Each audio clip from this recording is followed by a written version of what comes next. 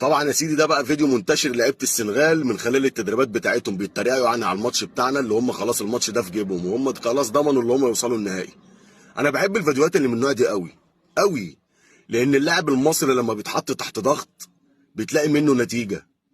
يعني اول لما يبقى تحت ضغط بتلاقي منه نتيجه، ضغط جماهيري بقى، اعلامي، ضغط من الفريق المنافس. فهم بصراحه ربنا متشكرين على الفيديو اللي انت عملتوه. الفيديو ده فيديو تحفيزي لينا احنا.